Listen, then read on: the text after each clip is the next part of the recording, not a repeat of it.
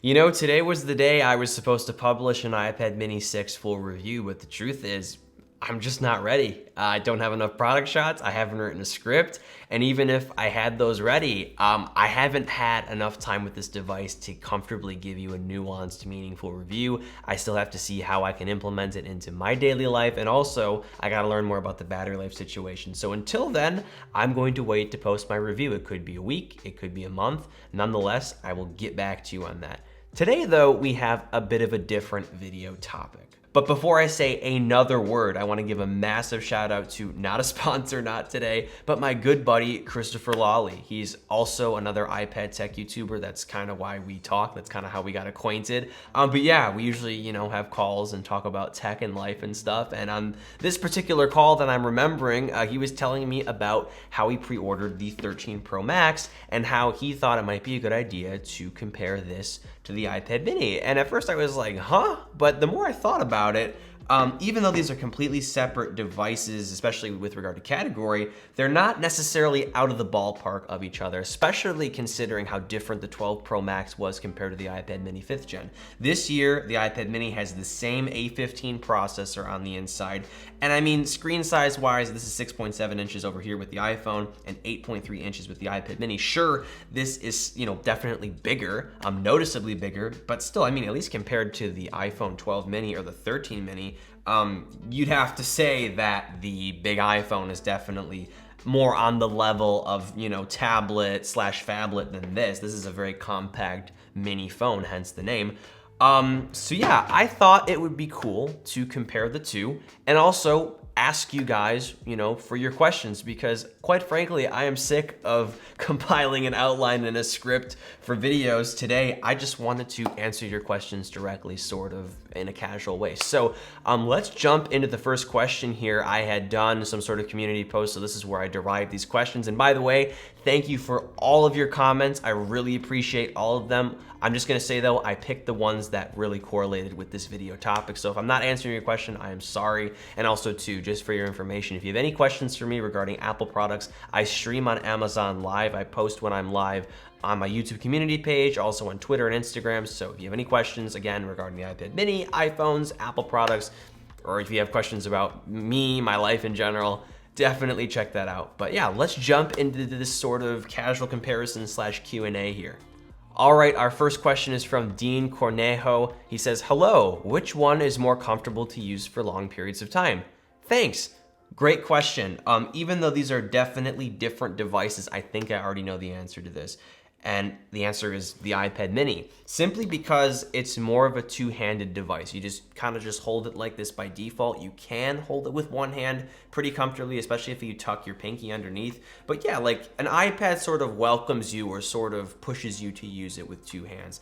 The iPhone 13 Pro Max, and this is the Pro Max size in general, it's like you want to use it with one hand, but after a while, it just gets kind of heavy and you're just like, ugh. That's part of the reason I switched to the 13 Pro and the 11 Pro back like last year, because I got sick of the form factor, although I've kind of gotten back into the Pro Max or the Max kind of lifestyle because of the battery life. That's a whole separate topic. But yeah, even though this is definitely a great phone to have on the go, it does get a little uncomfortable in your pocket. It does get a little uncomfortable in your hand, but this, it's like so refreshing, especially after using like bigger iPads. So again, even though this is a separate category of device, holding this for a longer period of time, it seems a little better. Also too, it seems like these are like a similar weight because this is made out of aluminum, and even though it has more surface area, I don't know, it just feels like, is it the same weight? I gotta check this. Maybe my mind is playing tricks on me. iPhone 13 Pro Max weight. Okay, the iPhone 13 Pro Max is 240 grams, whereas the iPad mini 6 is 293-ish grams. That's funny, and it makes sense because like, even though this is heavier, I think the weight is more evenly distributed over a bigger surface area. So this like feels like lighter also too. If you're thinking about holding an iPad, this is the lightest iPad or the smallest one, whereas this is the biggest, chunkiest iPhone, and it feels a lot more dense and heavy for whatever reason. So yeah, that's also something interesting to note. So yeah, to make a long story short, I think the iPad mini is the more comfortable device if you're just gonna compare them sort of apples to apples, even though again, they are kind of different. So yeah, to make a long story short, I think that the iPad mini is the more comfortable device because it sort of invites you to hold it with two hands, whereas the iPhone 13 Pro Max kind of forces you to use it with one hand sometimes, and it's definitely not the best one-handed phone or phablet or whatever you want to call it. Our next question comes from Clifton Tibbetts, and he asks, price being a major factor, out of the two, which do you think is the better buy for daily use for those of us who can't afford both? Thanks for sharing all that you do. Take care. You take care as well. That is a great question. It's actually kind of a hard question because it depends on what you need. If you need a phone, like just a cell phone, smartphone to talk on the phone with, and you also want an excellent video and photo camera, and this year these cameras are just chef's kiss amazing. I'll probably cover them more later. The iPhone 13 Pro Max might be the device for you, even though it is quite expensive coming in at $1099 starting out. This one is even more expensive because I have 256 gigs up from 128, which is the base amount of storage.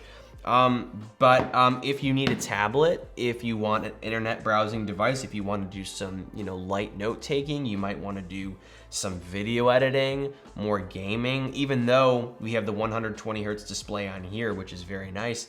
I don't know, this just seems a little more worthwhile, especially if you already have a pre-existing iPhone. For example, like the iPhone 12 mini, I think this would be a great setup. And somebody else had a question that's sort of similar to this, so I will put this away and save that phone for their question. But yeah, it's tough. Again, it's based off of your usage. But I mean, you're getting the A15 in here, you're getting a really nice display, you're getting a bigger display, you're getting Apple Pencil support, which by the way, you can buy both of these for a lot less than the iPhone 13 Pro Max, which doesn't have any stylus capability. So value-wise, I think out of the functionality, if you're not factoring in camera, I would say the iPad mini is more worthwhile. But if you're factoring in the camera and you also really like the 120 hertz display, also the better pocketability, also the phone aspect, yeah, I mean, this is a great device, hands down. My favorite phone as of right now.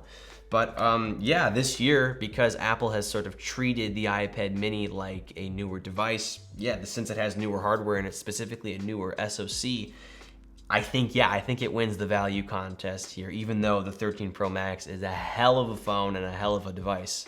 All right, our next question comes from Darshil Shah, and he says, so I have an iPhone 7 Plus and an iPad 8. Should I upgrade to the iPhone 13 or the iPad mini? And for the sake of this just video, I'm gonna say iPhone 13 is 13 Pro Max, and that is a great question. A lot of people are in your shoes.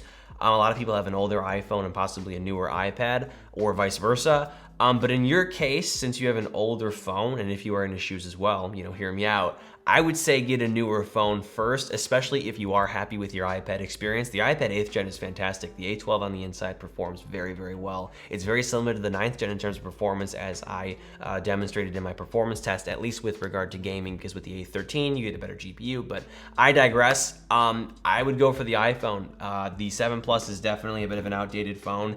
And yeah, it's definitely going to improve your quality of life in terms of just, media consumption, maybe mobile gaming. And yeah, but if an iPad is more important to you, and you want a lot more power and you want, a smaller device, and your phone is sort of something you just use when you have to, the iPad mini might be the better choice because you might make or get more use out of that. But if you really need a new phone, your phone is dying, the phone is the priority, focus on the phone first and then worry about an iPad later.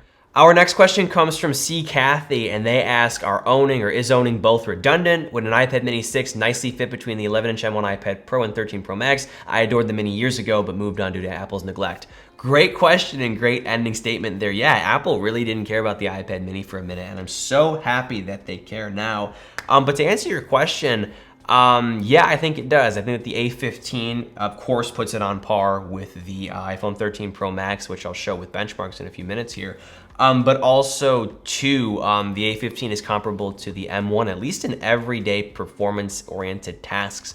The M1 chip isn't even that optimized or taken full advantage of in the M1 iPad Pros anyway, as I covered earlier this year. Although that's likely to change, the A15 is more than powerful enough. And if you enjoy the form factor, then by all means, I encourage you to buy it. But what I'm gonna get to though is, and I think I've already said this, it depends on how much you value a tablet over, you know, a phablet, for example. Like if your phone is just dying, if you have like a 7 Plus or a 6 Plus or something old, I would say focus on getting a new phone. It'll probably increase your quality of life, but if your phone is something you don't really touch and it just makes phone calls and you're more on your tablet, then by all means, buy a better tablet. But what's important is these are, I guess, comparable in terms of the experience. You get a lot of screen real estate, although with the iPhone, as I've said, you get ProMotion, you get a really great camera, and just more pocketability, whereas with the iPad mini, you get a bigger display in the Apple Pencil and iPad OS, which has increased functionality.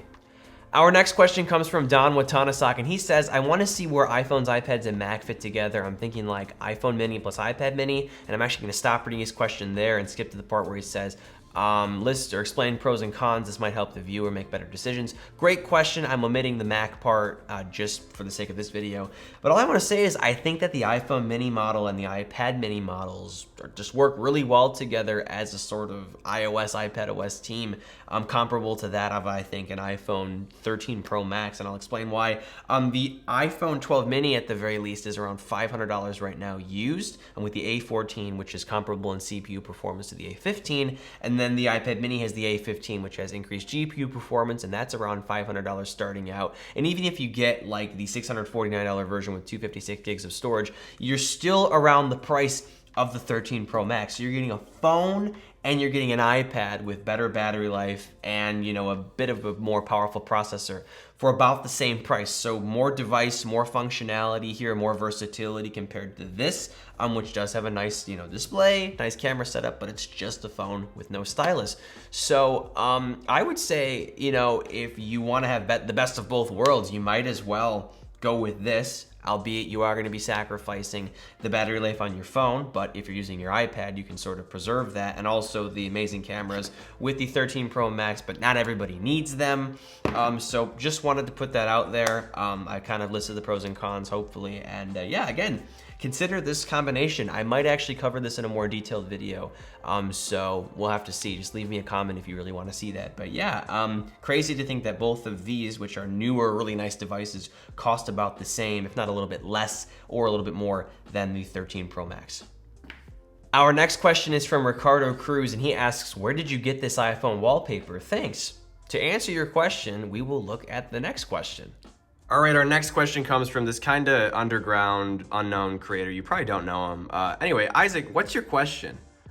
My question for you, Noah, is could you use the 2021 iPad mini as your sole device? I'm talking no phone, no laptop. The iPad mini is your only device. Could you do it? Well, thank you, Isaac, for asking such an interesting question. The answer is no. I could not do it, even if it was a cellular model, and let me explain why. Number one, I do rely on my smartphone or device for a really good video and photo camera. So that's here, that's not on here, even though we do have a nice 12 megapixel shooter with the flash. Secondly, I need my Mac, which I think you said, let me actually play this back. I'm talking no phone, no laptop. Yeah, you said no laptop. I can't live without my laptop. I use Final Cut Pro, I use Google Chrome desktop, I do Excel work, and I just need Mac OS. So for my work, I could not just use an iPad mini, just like I can't solely rely on an iPad Pro, although some people like Christopher Lawley can, but you know, go over to his channel if you want to hear about that. So yeah, unfortunately the answer is no, although if I absolutely had to and I had no other choice and I was just given a cellular iPad, I think it would be a pretty versatile option, considering that A, I would be connected to the internet, I could navigate, I could call people and communicate even though I wouldn't have regular cellular phone calls, and B, I'd have the A15 processor, the Apple Pencil, I'd be able to note take, I'd be able to do some video editing and maybe some video shooting. So I guess what I'm getting at here is that this is a very powerful and versatile device. And, you know, again, if I was forced to, I could probably make do with it pretty decently. But would I realistically? No. For my workflow as of right now, I couldn't. But in the future, maybe Apple will allow some sort of like Mac OS DeX type view. You know how Samsung allows you to plug in your phone to a monitor and sort of use a desktop interface. Wouldn't that be the dream, to have a very powerful processor on the inside here and be able to work on the go within a sort of iPad OS interface and then plug in in and then just like get to work on like a Final Cut project or whatever you're doing. That would be super cool, but that's a tangent, a whole, different topic for a video for a different day. So yeah, let's move on to the next question, I guess. But thank you, Isaac, for asking. And he makes those wallpapers. So if you are interested in downloading them, go to canoopsy.media, listed in the video description. Our next question comes from Ishraq Ben Ali, and he asks, tell us how both devices perform in editing photos and 4K footage. Well, I will tell you, they probably edit photos and video exactly the same in terms of the quickness of it, applying effects, rendering, playback, because they have the same chip on the inside, the A15, with the same amount of GPU cores. But in terms of which device you're gonna want to do your creative work on, and in this case, I just have a video app opening or a video editing app open, LumaFusion, the iPad wins hands down here. Even though you do have a 120 hertz display on the iPhone and it's brighter, there's really no point to the extra refresh rate because mostly you're editing in either 30 FPS or 60 FPS. And on here, you have a bigger display, more of an interface to work with, and you get to use the Apple Pencil, which allows you to do more fine-tuned work like dragging in photos and other clips, for example, like that. I can also drag it out. With your finger, it is definitely a little more difficult. So yeah, I mean, it's nice to be able to do this like video editing in your pocket, for example. That's very cool. But I mean, yeah, the iPad mini in this case is just as powerful and also more capable because it has USB Type-C. So if you're shooting actual video like from like a DSLR or like a mirrorless camera like I'm using, you can directly interface with an adapter or a dongle. So yeah, if you're gonna be video editing and photo editing, especially with a real camera, even though the cameras in the 13 Pro Max are just excellent, you're gonna wanna get the iPad mini. It's a fantastic device, and honestly, as I use this more, that might even become a device that I do some rudimentary, creative work on. Although I will say, the video recording and photo taking capability with the 13 Pro Max and 13 Pro is just unbelievable this year. The camera setup is really, really good, maybe the best on any smartphone, or really high up there, especially for smartphone video. iPhone always takes the cake there. So if you want to shoot and edit on the same device, the iPhone is the way to go. But if you are, using a different camera like I am, if I had to choose, I'd go with the iPad mini simply because, again, it's bigger and I have the Apple Pencil. Our next question comes from Only Cryptic, and he says, so how does the A15 chip in both devices compare to each other? I've heard that the chip in the 13 Pro Max has better benchmark stats. And you are correct. I just ran a Geekbench 5 test, and as you can see here, we have like a 150 point lead in single core scores, which is very interesting.